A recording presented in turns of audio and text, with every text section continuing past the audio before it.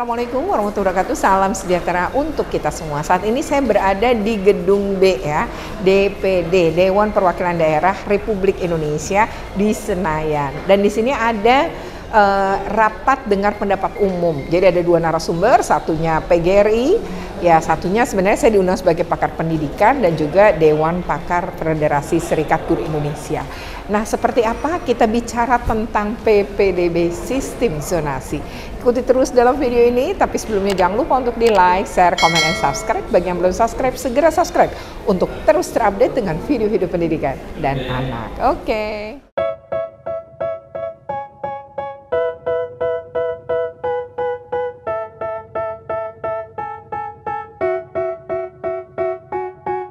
They tell me that I'm never gonna make it. They want me to do something that could make sense. They hate when I keep dreaming I'll be famous, but I don't give a fuck, I'ma keep chasing.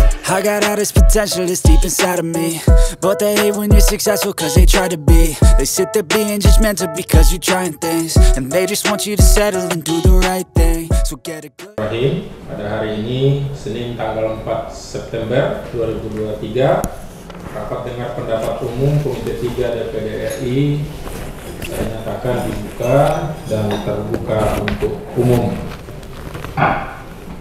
Insyaallah rapat kita jadwalkan selesai paling lambat jam 12.00. Sistem PPDB dapat dilakukan secara daring maupun daring, tergantung kemampuan dari setiap sekolah atau setiap daerah.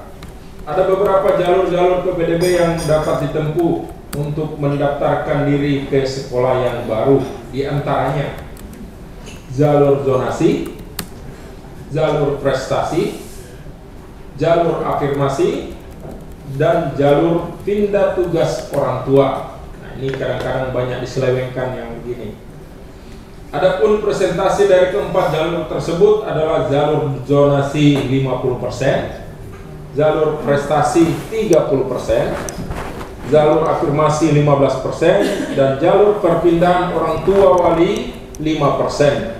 Nah, ini perlu kita nanti bahas siapa yang mengawasi tentang presentasi ini, karena ini tidak terbuka secara umum disampaikan pada saat pengumuman yang ada di sekolah-sekolah. Tetapi dalam pelaksanaannya, khususnya sistem PPDB, khususnya melalui jalur zonasi, banyak dikeluhkan masyarakat mengingat besarnya kuota masuk jalur zonasi dibanding kuota masuk jalur lainnya. Banyak aduan yang disampaikan kepada pihak pemerintah khususnya kepada pemerintah daerah terkait PPDB jalur zonasi, terutama untuk tingkat sekolah menengah pertama dan tingkat sekolah menengah atas. Adanya keterbatasan jumlah tidak boleh dieksklusifkan, non-excludability, dan terakhir dia tidak boleh ada praktek diskriminasi, non-discrimination. Seperti kita ketahui, sebelum ada zonasi itu melahirkan sekolah-sekolah favorit, sekolah-sekolah yang dimasuki oleh siswa-siswi berbasis akademik oriented, jadi anak-anak pintar. Padahal beberapa riset menunjukkan bahwa salah satu variabel utama anak itu kenapa cerdas, pintar, itu berhubungan dengan status sosial ekonomi keluarga mereka. Artinya sistem sebelumnya bisa kita ambil tesis atau asumsi bahwa sekolah negeri diperuntukkan untuk golongan menengah ke atas. Terima kasih Bapak Pimpinan Rapat, Pak. Dan juga tadi belum sebanyak ini, selamat datang untuk Bapak Ibu yang lain. Tadi baru Ibu Lili, Ibu Rahmayanti, Bapak Agung, Bapak Abdi, dan Bapak Ghazali. Untuk yang tidak saya sebutkan, salam kenal Bapak Ibu. Saya akan langsung pakai PPT. Lanjut saja, next saja. Ya, baik Bapak Ibu, saya akan memulai dari pertanyaan apakah PPDB sistem zonasi ini akan diganti. Kalau PPDB sistem zonasi akan kita ganti, lalu apakah juga menjamin bahwa semua anak juga akan bisa mengakses sekolah negeri? Nah kemudian selama ya sebenarnya akar masalahnya adalah pada jumlah sekolah negeri yang minim.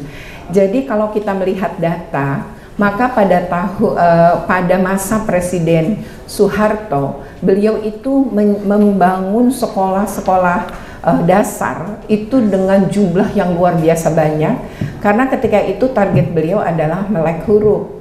Nah sehingga sampai ke pelosok-pelosok kita menemukan SD Impres. Nah tetapi kebijakan ini tidak pernah disertai membangun SMP negeri Impres gitulah, apalagi SMA dan SMK negeri Impres, bersama sekali tidak ada hingga berpuluh-puluh tahun.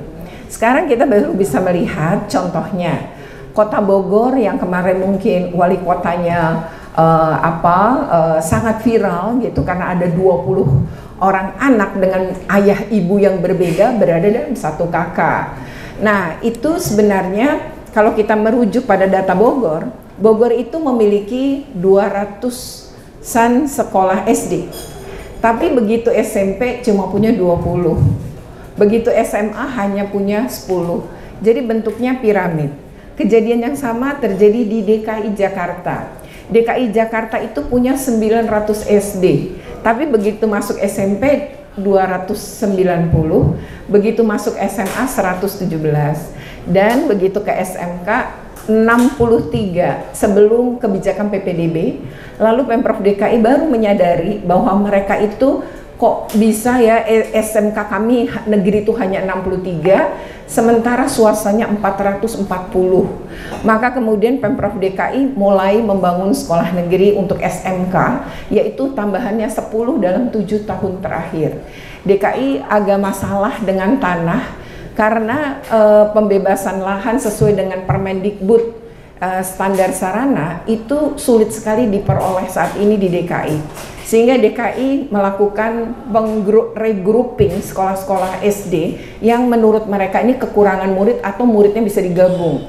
Lalu gedung itu yang dibangunkan, gedung baru untuk SMK. Yang kedua adalah mencoba untuk mencari contohnya misalnya sekolah swasta yang muridnya udah sedikit dan hampir bangkrut, tapi gedungnya memadai untuk pembangunan, maka dibeli oleh APBD, guru-gurunya dijadikan pengajar, TU-nya pun diberi pekerjaan, semuanya pakai APBD DKI melalui KKI.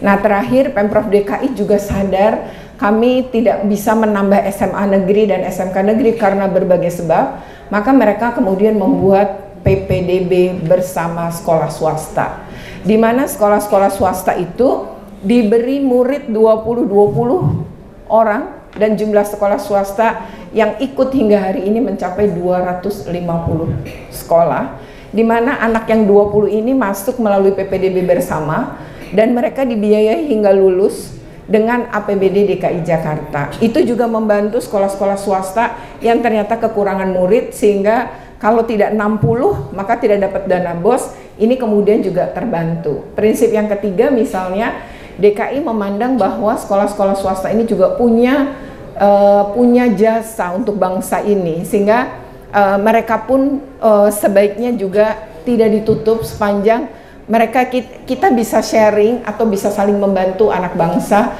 untuk mendapatkan hak atas pendidikan. Nah artinya ketika PPDB sistem zonasi misalnya, DKI tentu juga seperti daerah lain dia memiliki juga persoalan. Nah kemudian saya rasa yang tadi Bapak Ibu sudah sebutkan itu problem yang terjadi di semua, termasuk di ibu kota negara ya, saat ini yang masih ibu kota negara. Nah next, jadi problemnya bukan apakah diganti, problemnya mau diganti kayak apapun, sekolah negerinya nggak nambah, yang juga nggak akan pernah bisa menyerap. Nah saya kemudian ingin melakukan sebelumnya sistem seleksi PPDB kita kan pakai nilai selama 50 tahun. Sementara sistem zonasi baru berlaku 7 tahun. Kalau membandingkan antara 50 dan 7, tentu ada proses di mana kita akan perbaikan. Tapi untuk yang 50 tahun dengan menggunakan nilai, lalu ada apa setelah itu? Oh ini kalau pakai nilai nggak ada gejolak, jelas nggak ada gejolak. Karena semua diserahkan pada pasar, bukan pada pemerintah yang harusnya berdasarkan Undang-Undang Dasar 45 pemerintah itu wajib memenuhi hak atas pendidikan. Jadi diserahkan ke pasar, pemerintah cuma menyerahkan atau mengumumkan kapan PPDB dimulai dan diakhiri. Setelah itu orang tua sibuk sendiri nyari, dan karena nilai maka ada di situ prinsip ketidakadilan, karena siapa yang memperoleh nilai tinggi itu? Tidak tiba-tiba seseorang bisa pintar, bisa punya nilai tinggi tanpa sebuah proses dalam tumbuh kembang anak. Satu, anak ini gizinya baik. Yang kedua, buku-bukunya, peralatan, sarana belajarnya lengkap. Yang ketiga, mereka juga tidak perlu pusing membantu orang tua mencari uang. Karena anak-anak dari keluarga miskin masih bantuin ibunya jual nasi uduk, masih bantuin ayahnya mungkin jual pecel lele, masih bantuin makanin ternak kalau ayahnya adalah peternak. Itu artinya kelompok-kelompok ini adalah kelompok yang masih tidak berfokus, artinya fokus belajarnya tidaklah seperti anak-anak yang dari keluarga mampu. Lalu dari keluarga mampu ini pun bisa bimbel, bisa privat. Yang ini semua tidak bisa dilakukan oleh anak-anak kelompok miskin. Jadi ketika mereka dapat nilai baik, nilai tinggi, itu adalah sesuatu yang wajar. Lalu semua orang menerima pakai sistem nilai. Padahal dalam riset Kemendikbud selama 8 tahun, anak-anak miskin ini justru yang tidak mampu mengakses sekolah negeri. Jadi 8 tahun itu anak riset yang dilakukan Balitbang Kemendikbud, anak dari keluarga miskin mengeluarkan biaya lebih tinggi karena mereka harus masuk sekolah swasta. Dan itu terjadi, disinilah prinsip ketidakadilannya, sehingga kemudian Kemendikbud ini melakukan satu kebijakan berani dengan sistem zonasi, ingin agar pemerintah daerah dan pemerintah pusat semuanya bebenah dan agar semua bisa memiliki hak asasi atas pendidikan ini untuk anak-anak kita. Jadi kalau kita melihat sistem yang menggunakan nilai, sesungguhnya sistem ini tidak adil bagi anak-anak dari keluarga miskin. Next, nah sistem pendidikan yang tadi saya sebutkan, sistem PPDB yang diserahkan pada pasar bebas, ini kan pemerintah jadi tidak campur tangan. Nah sehingga ketika tidak campur tangan, disitulah pasar yang terjadi, dan anak-anak ini, anak-anak dari keluarga miskin itu nerima, orang tuanya juga nerima karena mereka tidak tahu bersuara kemana. Mereka merasa bahwa ya iya sih emang harusnya pakai nilai, mereka pun terpengaruh seperti itu, dan tidak ada yang menengok bahwa Undang-Undang Dasar 45 tidak mengatur demikian. Next. Kemudian kita akan melihat juga misalnya anak miskin mengeluarkan biaya lebih banyak ini, betul-betul risetnya Kemendikbud. Kalau besok ada pertemuan dengan Kemendikbud, mungkin sebelumnya ditanya atau diminta saja data terkait 8 tahun riset mereka, karena ketika paparan, waktu itu saya masih menjadi kepala sekolah dan saya ikut hadir saat paparan hasil riset mereka. Kemudian kita next saja. Jadi kalau seleksi 100% seperti 50 tahun berlaku itu seleksi 100%-nya pakai prestasi. Jelas merugikan orang miskin, anak dari keluarga miskin. Anak yang berprestasi akademik tinggi pada umumnya berasal dari keluarga dengan sosial ekonomi status yang lebih tinggi. Ini fakta yang juga dibuktikan oleh riset 8 tahunnya Kemendikbud. Lanjut. Nah, Bapak Ibu, kira-kira prinsip keadilannya seperti ini. Jadi kalau gambar yang sebelah itu Bapak Ibu, ya sebelah kiri kita, equality, itu semua pingin ngelihat ke lapangan dan papannya sama ketinggiannya, tapi yang dari keluarga tidak mampu, misalnya kita umpamakan anak yang paling pendek, dia hanya bisa melihat ngintip aja. Jadi dia nggak bahkan ngelihat sekolah negeri dari pagar doang. SMA Negeri 8 ya, SMA Negeri 8 itu dulu unggulannya DKI. Di sana dari semua penjuru masuk, bahkan tidak adanya dari Jakarta. Lalu anak-anak sekitar SMA 8 gimana? Di Ciliwung itu yang nggak ada satupun yang sekolah di situ. Tapi sekarang mereka ada karena sistem zonasi. Nah, kalau harusnya yang terjadi kan equity. Jadi kalau emang dia sudah mampu berdiri melihat penonton dan permainan bola ini tanpa harus pakai alas, ya dia nggak perlu dikasih kan? Nah ini diibaratkan anak orang kaya itu bukan nggak boleh sekolah negeri, boleh, maka ada sistem zonasi. Zonasi itu mau kaya, mau miskin, mau pinter, mau enggak, boleh masuk kan? Nah, dengan demikian maka equity-nya adalah ya kalau dia jangan terlalu, dia bisa, toh udah bisa melihat tanpa kita beri fasilitas.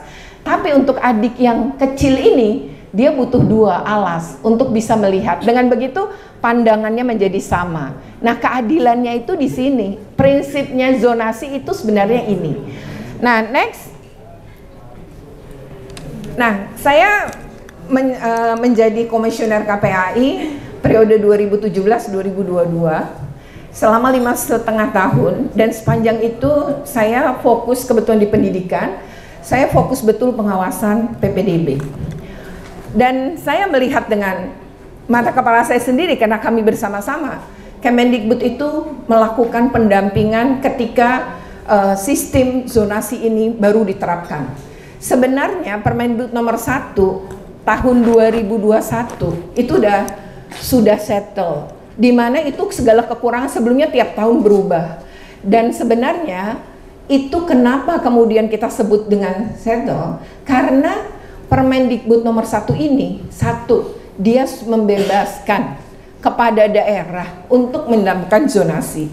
Tadi Pak Ketua menyampaikan bahwa ada di wilayah yang kemudian ada 2 SMA, tapi kenapa nggak bisa? Itu sebenarnya daerah yang melakukan itu. Kemendikbud itu sudah menyerahkan. Termasuk misalnya DKI Jakarta menetapkan bahwa kami kesulitan kalau pakai jarak.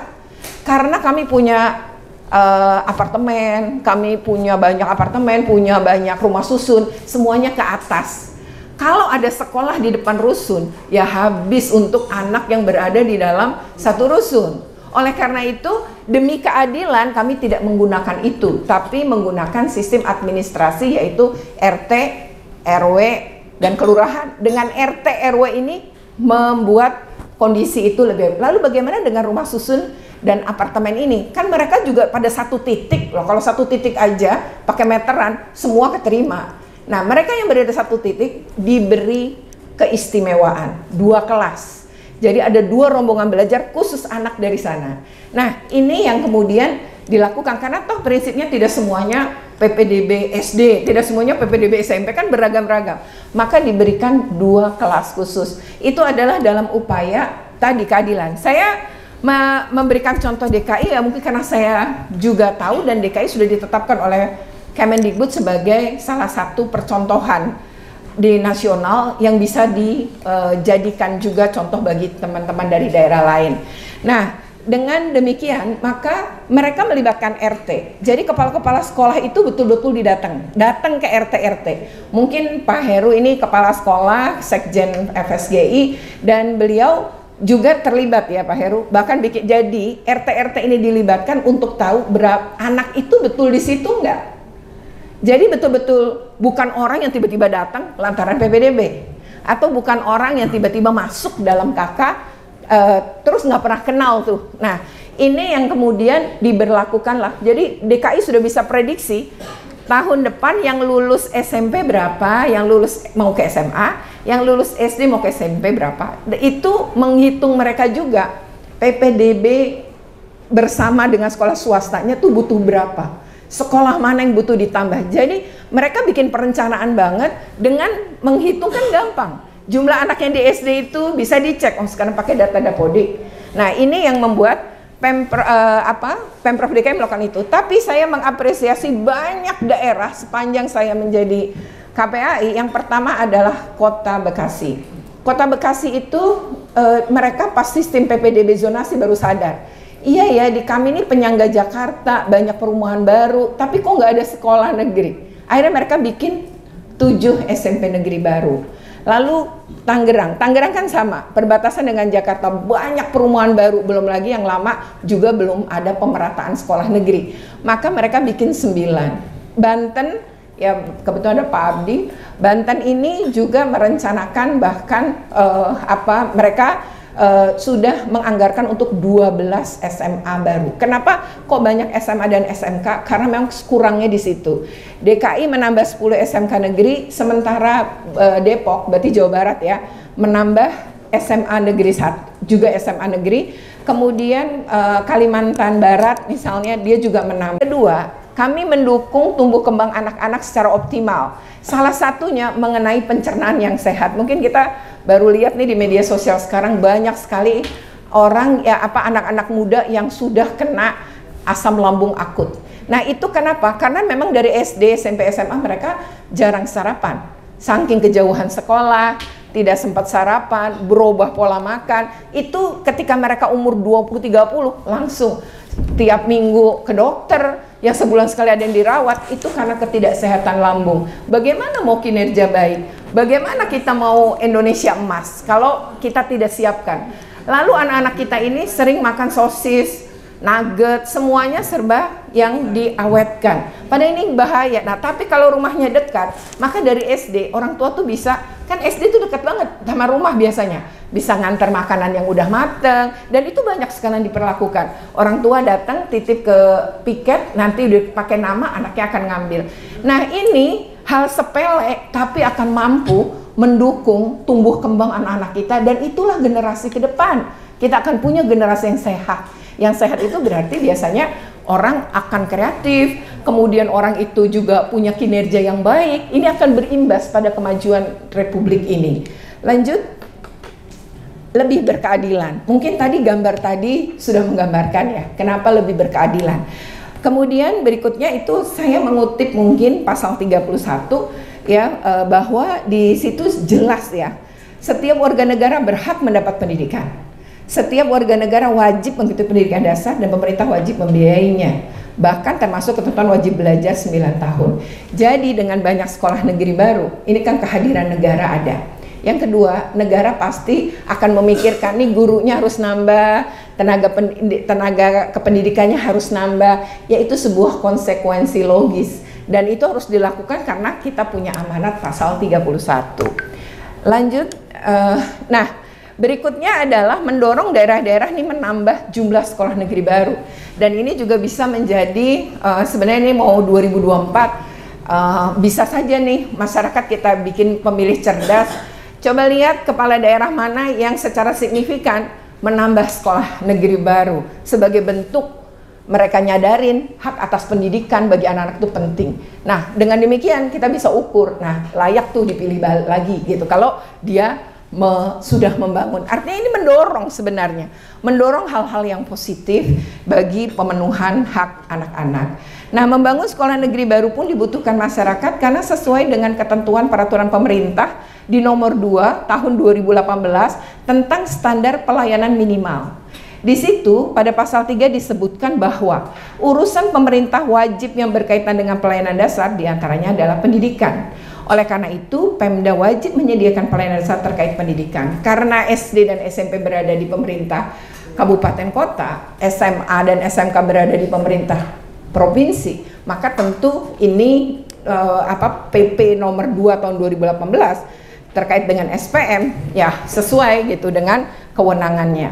Next, Bapak Ibu, mungkin ini beberapa bagaimana pengawasan PPDB ini di DKI Jakarta, di kantor dinas ya, mereka next, selain di kantor dinas, semua sekolah itu juga membuka layanan. Tujuannya bukan cawe-cawe karena mereka nggak bisa, kan sistemnya sudah terpusat gitu ya, dan online. Jadi sekolah-sekolah ini membantu orang tua yang susah mendaftar secara online, itu dibantu di sekolah terdekat. Jadi orang tua juga nggak usah jauh-jauh. Next, ini mungkin PPDB yang di Sumatera Utara. Tadi Bapak Ibu sempat saya dengar ada kelas-kelas bodong terjadi di Sumatera Utara. Pada saat saya menjadi KPAI itu ada SMA Negeri 2 dan 13 Sumut. Itu semua punya 2 kelas tak masuk Dapodik. Pada saat itu KPAI gitu ya, saya dengan Kemendikbud dan Itjen, kami Direktorat SMA, kemudian Itjen Kemendikbud, kami menelusuri sekolah ini kenapa bisa terjadi. Tentu kepala sekolah nggak mungkin berani kalau tidak didukung oleh jajaran. Dan ketika wawancara, mereka itu minimal membayar satu kursi adalah memang 10 juta. Ya, itu rela diberikan dengan hitungan. Saya bilang kok rela? Ya kalau masuk sekolah swasta kami hitung 3 tahun lebih dari 10, jadi itu murah gitu ya. Nah ini yang kemudian terjadi kelas-kelas begini. Nah karena sistem Dapodik nggak bisa, anak-anak ini bisa nggak dapat ijazah, bisa nggak masuk. Tapi kami kan tidak mungkin anak-anak ini itu dibiarkan begitu, ya itu salahnya sendiri kan nggak mungkin. Salah, maksudnya salahnya orang dewasa, bukan anak-anak. Oleh karena itu kami memikirkan gimana caranya masing-masing ini kita masukkan ke dalam sekolah-sekolah swasta sekitar dengan dibantu oleh pemerintah. Dan itu dilakukan karena tidak mungkin Kemendikbud mengesahkan 2 kelas bodong itu selain melanggar juga tidak akan ada efek jerah. Toh nanti juga diinikan, dimasukin Dapodik, itu yang tidak diinginkan. Nah, PPDB ini akhirnya bisa nangkep yang seperti itu, gitu. Next, terakhir rekomendasi ada 7. Mungkin FSGI yang pertama mendorong Presiden Republik Indonesia yang sempat menyatakan akan mengevaluasi. FSGI mendorong pertahankan sistem zonasi karena ini yang paling adil dan anak-anak itu bagus tumbuh kembang di lingkungan yang beragam, bukan seragam. Kedua, FSGI mendesak pemerintah kabupaten kota untuk segera membangun SMP negeri begitu mereka sadar. Ngomong-ngomong yang Bogor selama 5 tahun juga tidak menambah S1 SMP negeri baru pun kan. Nah artinya ya sekarang mari kita sama-sama melihat, oh ya ini butuh sekolah di sini, banyak sekali anak-anak tapi tidak ada sekolah negeri. Kemudian oh ini kok jauh banget dari sini, maka ya disitulah kehadiran negara. Yang ketiga, FSGI mendorong pemerintah daerah merencanakan pembangunan sekolah negeri ini karena ternyata Kemendikbud sekarang, mungkin besok Bapak juga Ibu bisa bertanya, menyediakan anggaran APBN, silahkan daerah sediakan tanahnya, kami bangunkan gedungnya dan kami beri isinya untuk SMK. Dan menurut saya ini penting Bapak Ibu yang DPD di sini, minta daerah, saya rasa bebaskan tanah bisa, tanah daerah pasti ada. Nah tinggal membangunkannya. Lalu bagaimana dengan tenaga pengajar dan lain-lain, nah ini yang bisa dipikirkan kemudian. Tetapi yang penting bahwa kalau memang kurang, ya bangunkan gedungnya dulu. Berikutnya adalah, dan kami minta berfokusnya memang kalau pemerintah kabupaten kota di SMP, kalau pemerintah provinsi di SMA dan SMK, karena yang minim di sana. Keempat, FSGI mendorong pemerintah daerah melakukan pemetaan wilayah kecamatan yang tidak memiliki sekolah negeri satupun. Dan ini dilakukan oleh pemerintah Provinsi DKI Jakarta. Mereka punya kelurahan dan kecamatan berpuluh-puluh nggak ada sekolah negeri SMA dan SMK di situ, tapi mereka lihat banyak SMA dan SMK swasta, maka mereka kemudian bikin PPDB bersama. Yang kelima, FSGI mendorong pemerintah daerah melakukan regrouping, merger. Ya kalau memang ada SD-SD yang udah kekurangan murid, mereka bisa tahu kok datanya. Mergerkan aja jika memungkinkan, agar sekolah itu kalau nggak ada tanah bisa didirikan sekolah negeri baru dengan ketentuan perpindahan peserta didik untuk regrouping atau merger sekolah itu memperhitungkan jarak 1-3 km dari zonasi sekolah SD. Untuk SD ini 1,3 km jika mengikuti ketentuan dalam kebijakan PPDB. Artinya boleh untuk kepentingan PPDB digabung terus didirikan misalnya SMP negeri baru. Keenam, FSGI mendorong pemerintah daerah tidak hanya menghitung penambahan jumlah sekolah, tapi harus kebutuhan pengajarnya, menambah jumlah sekolahnya itu ya, tapi harus juga menghitung detail dampak setelah membangun sekolah. Tapi ini pun tentu bukan sekedar investasi, tapi emang kewajiban pemerintah dalam memenuhi hak atas pendidikan. Ketujuh, FSGI mendorong pemerintah daerah memperbaiki sistem kependudukan. Kalau memang ada kasus-kasus kecurangan-kecurangan, perbaiki di sistem kependudukan. Kalau sistem itu sebenarnya gini, kalau sistem orang nggak boleh pindah kakak, oh itu melanggar. Emang kita nggak ada gitu, itu hak tiap orang. Tapi untuk PPDB bisa dibikin pintu verifikasi. Ini yang penting dilakukan karena dulu Jakarta menghadapi problem yang sama, tapi kemudian kami bikin pintu verifikasinya sehingga tak akan lolos. Berikutnya yang ke-8, FSGI mendorong pemerintah daerah melibatkan sekolah-sekolah swasta karena mereka juga punya banyak jasa, jangan sampai mereka tutup juga gitu ya. Tentu mereka ini gara-gara kita nambah-nambah sekolah, makanya dihitung aja, dipetakan, ditambahnya di sekolah yang nggak ada sekolah negerinya satupun. Ya, misalnya SMA dan level SMK itu yang paling banyak. Nah, terakhir mungkin masukan untuk seragam karena ditanyakan.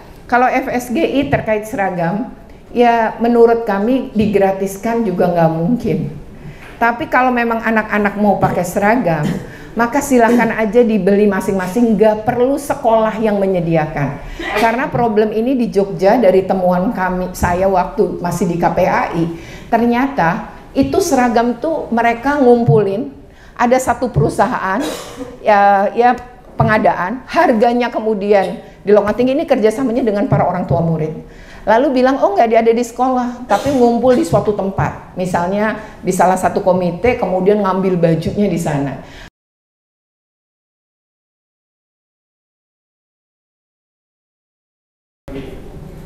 SMP, apakah SMA, provinsi, atau kabupaten. Sekarang kan kewenangan kabupaten itu hanya sampai di SMP.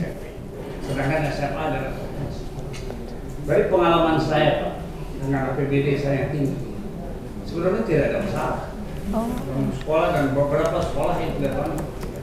Waktu dulu malah SMA dapatkan SMK khusus, bukan yang tidak bangun. Cuma satu permasalahan yang ingin saya mendapatkan penjelasan permasalahan guru di sini. Ini sangat-sangat serius dan semua sekira kabupaten provinsi mengalami. Beberapa guru kita sudah tua-tua dan sudah pensiun. Tapi untuk rekrutmen guru yang baru ini sangat susah. Pertanyaan kedua, anggaran pendidikan 2013 yang dikucurkan dari pembiayaan anggota anggaran pendapatan dan belanja negara APBN mencapai 612,2 triliun.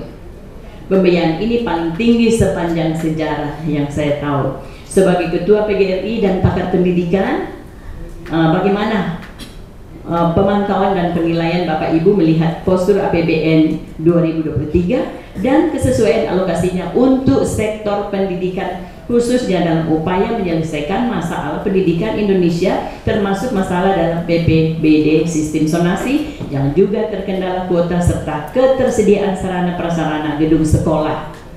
Bagaimana juga dengan APBN 2023 dan kesesuaiannya dengan pembangunan sektor pendidikan di daerah? Pertanyaan terakhir, menurut Bapak, mereka mampu menerima siswa-siswa yang terbaik di kecamatannya, dan ini kalau dipakai sistem zonasi full, mereka akan tidak tercover kepada sekolah favorit dan bukan favorit, sekolah yang berprestasi. Karena yang menjadi masalah kita sebenarnya adalah kualitas sarana pendidikan kita kan tidak merata semuanya. Jadinya saya kepingin sebenarnya di samping ada zona mekanisme penerimaan siswa baru ini dengan menggunakan zonasi, juga kita harus pikirkan bahwa kepada mereka yang benar-benar mempunyai kemampuan, mereka terakomodasi dengan meloncat zonasi juga gitu, karena kita tidak bisa memastikan bahwa SMA A sama kualitasnya dengan SMA C, mungkin begitu. Begitu yang saya berikan masukan sebenarnya, Ibu, mudah-mudahan utamakan itu adalah kualitas atau quality. But what is the quality mean? Itu tergantung daripada siapa yang menggunakan dan yang memerlukannya.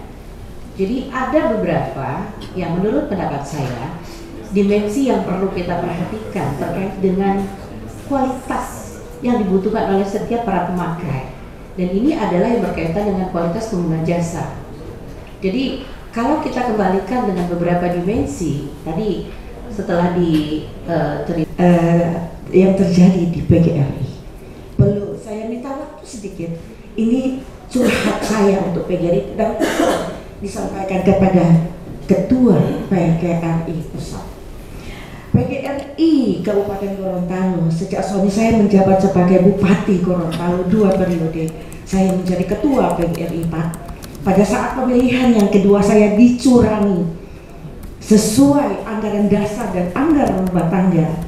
Beliau yang jadi Ketua PGRI tidak masuk dalam nominasi, dijagokan. Tapi ketika endingnya jadi Ibu Bupati masuk dan harus ada intervensi di situ. Pertanyaan saya, di mana peran dan sikap PGRI Pusat? Satu, kedua, saya membangun PGRI. Sekolah berkembang terus gara-gara ada sistem zonasi swasta. Karena apa? Orang susah cari sekolah di negeri, akhirnya masuk swasta.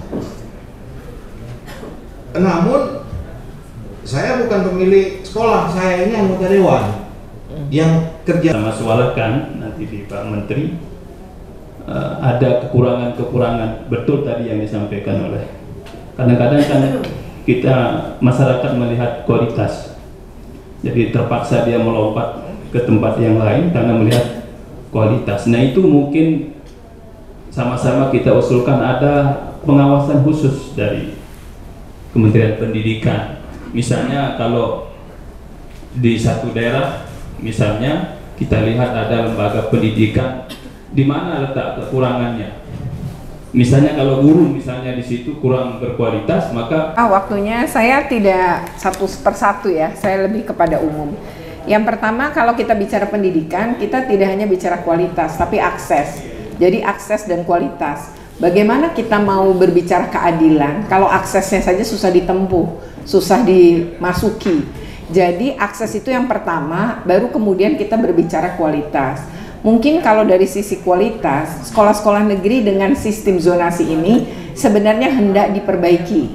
Jadi pendidikan itu kayak tadi misalnya soal sistem zonasi ini kan jalur zonasi hanya salah satu. Jadi ada 4 jalur. Jalur yang pertama itu kan justru jalur prestasi. Jadi anak yang pinter, yang katanya memiliki banyak prestasi, ya jalurnya emang udah ada dibuatkan. Jadi mereka bisa nggak masuk jalur zonasi? Kalau misalnya tidak tembus di prestasi bisa, tapi kan zonasi itu ada ketentuan jarak. Kalau jalur prestasi nggak perlu bicara jarak. Jadi mau mendaftar dimanapun silahkan gitu, selama masih pada wilayah misalnya tadi Kota Makassar ya, Kota Makassar gitu. Karena tidak mungkin dia menyeberang ke wilayah yang lain. Tapi kalau zona berdekatan diperbolehkan oleh Permendikbud. Jadi misalnya dia tinggal di Kota Makassar tapi berbatasannya dengan wilayah mana yang terdekat dari Makassar, itu boleh, namanya zona bersebelahan. Nah itu sekali lagi tergantung pemerintah daerah membaginya. Jadi dipersilahkan. Tapi kalau besarannya, prosentasenya, pemerintah pusat yang kunci. Karena mereka ingin jalur zonasi ini tidak terkurangi, jadi 50%. Tapi jalur prestasi Kemendikbud menentukan 15, tapi daerah boleh menambah atau mengurangi. Yang kedua adalah jalur afirmasi. Jalur afirmasi ini adalah untuk mengafirmasi misalnya kelompok berkebutuhan khusus, tapi dia selama ini sulit tuh tembus, maka kemudian muncul jalur afirmasi. Nah, atau orang anak-anak yang ya dia dapat PIP, dia dapat KJP misalnya, karena memang betul-betul miskin gitu. Nah, jadi mereka pada strata yang gini, ada anak yang pintar, kaya, enak banget tuh pilihannya banyak. Tapi nomor 2, ada anak yang tidak pintar, tapi dia kaya, masih punya banyak pilihan. Tapi begitu, ini anak pintar, tapi miskin, bisa masuk kan lewat jalur prestasi, mau zonasi juga bisa. Tapi yang keempat adalah jalur di mana yang tadi butuh diafirmasi, butuh dinaikin, yaitu anak yang sudah tidak pintar, miskin pula gitu. Nah ini kan yang kelompok yang tetap menjadi tanggung jawab negara gitu ya. Nah yang makanya akses tadi ya, jadi kita bisa ngomong kualitas, banyak kok sekolah berkualitas di Indonesia. Namun tadi sekolah negeri bagaimana disamakan, jadi nggak perlu orang ngejar-ngejar ke sana lantaran sana favorit, sana banyak prestasi, semua sebaiknya banyak prestasi, semua. Nah itu yang akan dibangun. Maka Kemendikbud menentukan Merdeka Belajar itu dengan mengatakan bahwa sekolah unggul bagi mereka sekarang bukan karena prestasi akademik, tapi bagaimana mereka mampu mendorong potensi, bakat, minat peserta didik sebagaimana amanat undang-undang Sidiknas di pasal 12 untuk mereka itu semuanya punya prestasi, ya olahraga, ya seni, atau prestasi lainnya, seni tari, seni lukis, seni, segalanya itu bisa, olahraga juga beragam-ragam. Ini yang sebenarnya mau didorong dalam sistem ini.